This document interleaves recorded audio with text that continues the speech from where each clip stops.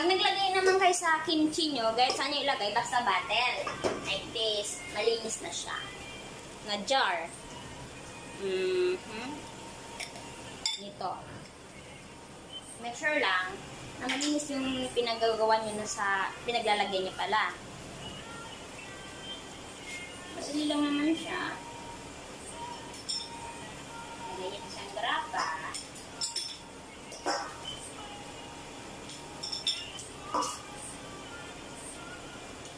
Usually, kung gusto niya kumain, pwede naman. Pero mas masarap to kung 14 days na siya.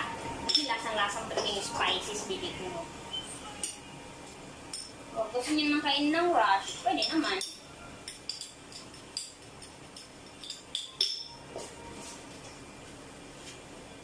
Okay, ito na yung finished product natin, guys.